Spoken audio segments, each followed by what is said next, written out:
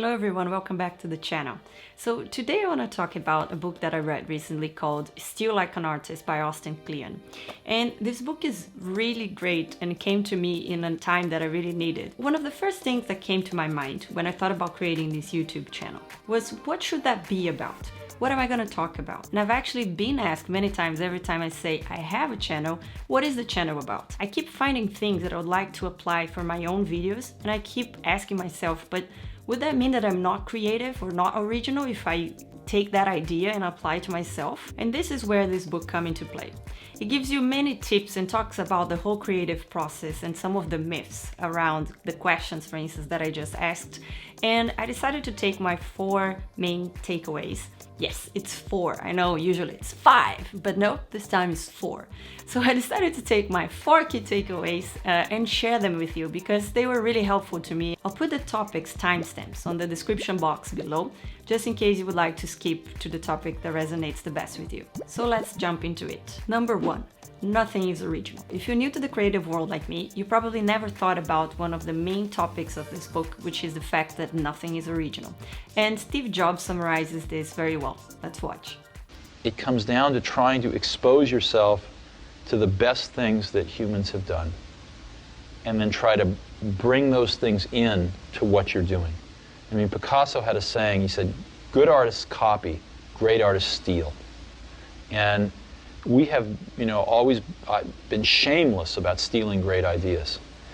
Now, it's important to make a call out here. We're not saying that plagiarizing is good, so taking someone's idea and claiming as your own, but rather learn from the work of others, improve the technique, and use that to create something of your own. So the idea behind this nothing is original is that art, like in life, is a combination of all the things that surround us, all the experiences and the things we learn, and how we interpret that and we push something new to the world. Point number 2. Don't wait to know who you are to get started. And I think this addresses directly one of the questions that I just mentioned that I had here, which is the fact that I didn't even know what this channel would be about, so how come I was even considering creating a channel? And the idea behind it is very simple. How can you know who you are, what you like, if you never even tried it? Otherwise, it's just gonna be an idea. So just try it, just do it. It's by doing that you're really gonna learn what you like, what you don't like. And in this process, you're gonna find out what you really wanna produce, what type of artist you are, what you really wanna do. For me personally, it was really reassuring to actually hear someone else talking about these things, because that's kind of like something that I felt in me, and that's why I'm creating this and I'm producing all these sort of different videos. But it was really good to know that I'm not alone and that maybe I'm in the right path. So point number 3, share your work. So regardless of what you want to do, it's really important that you find a platform in which you can share it. So in my case, it's here on YouTube. Because as I share my work, I have an opportunity to have you watch it and then provide me some feedback about things that worked, that didn't work, that you liked, that didn't like. And all of that would just add to the things that I'm trying to create on this journey of improvement, of learning, of self-discovery. And to be honest, just the fact that I have a timeline that I know that I need to fill, it will push me to keep trying to fill it up. And not with just anything, because I also want to try and do better than what I've done in the previous video. So that is just grounding me to this commitment of keeping myself active and ensuring that I keep improving as I go along. So point number 4, creativity is a subtraction. And there's a phrase in the book that translates that very well. Telling yourself you have all the time in the world, all the money in the world, all the colors in the palette, anything you want, that just kills creativity. So in an age where we have all the gadgets and all the tools and all the things that we'd like to do, most often we still find ourselves with creative blocks.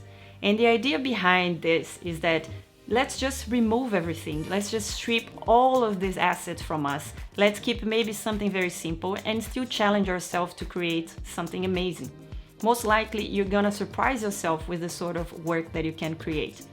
I was watching Peter McKinnon's channel, and if you don't follow him, you should absolutely start following him. The guy's a genius. And he proposed something that he called the B-roll challenge. Get yourself 1 lens, 1 camera, 1 location, and you should just try to create something amazing. And it doesn't really matter how boring that location is. You should try and make it as interesting as possible with just these few resources.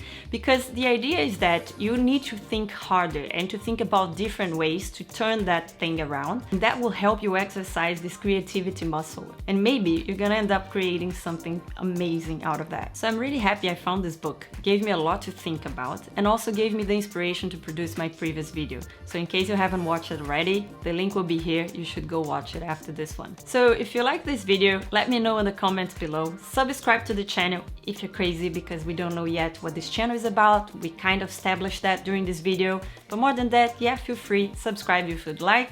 And then I hope to see you in the next video. Bye bye.